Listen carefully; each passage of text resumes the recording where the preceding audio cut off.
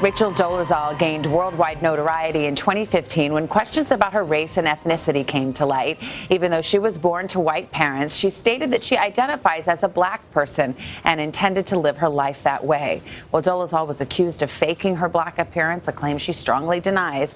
And in the aftermath of that firestorm, she lost her job as director of the Spokane chapter of the NAACP. Well, now she's written a book about her life.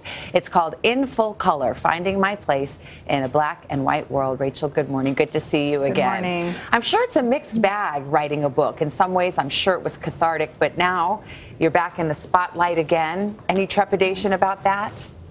Yeah, you know, the book was a difficult one to write, for sure. But I felt like it was, kind of a little bit forced upon me as far as just the need to tell the whole truth about my life and the full story. And how has life been? Because you were here about a year ago, and you were really honest about the impact of these revelations on your life and trying to find a job. You just had a baby 13 months ago. How are things for you now? Is it still as difficult to kind of put your life back together? Yeah, it's still definitely a big challenge, but I'm 100% committed to providing for my kids and finding my way back to the activism work that I'm so passionate about. You even changed your name legally, which we will not reveal the name, but why did you feel the need to do that? I really felt like I needed to change my legal name in order to be seen for my qualifications and experience rather than just seen for the tabloid publicity that I got in 2015. So when applying for a job, I felt like people were just seeing Rachel Dolezal and not paying attention to the wide-ranging experience and qualifications that I do have. What are you hoping to say in this book? What is the message you're trying to get out there? Well, I really want to advance the conversation about race and identity, and I really hope that readers are encouraged to be exactly who they are.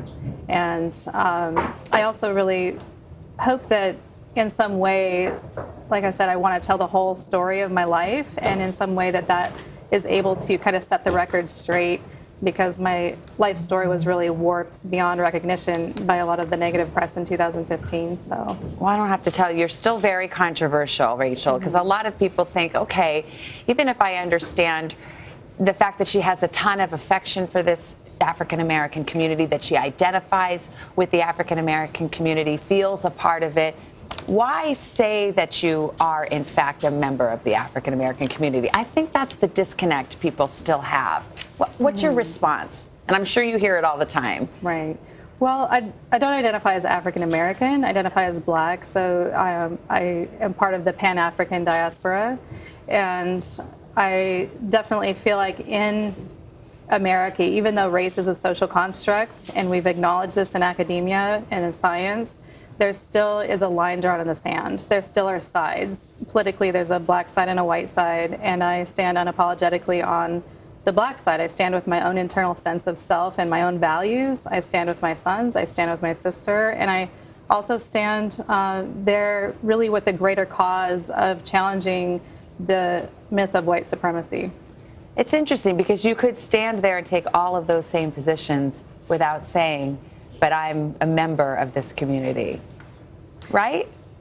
I really prefer to just be exactly who I am. And black is really the closest race and culture category, descriptive term that represents the essential essence of who I am. So, and how are you hoping to live the rest of your life? You said you want to get back to your activism and some of the things that you were doing prior to this.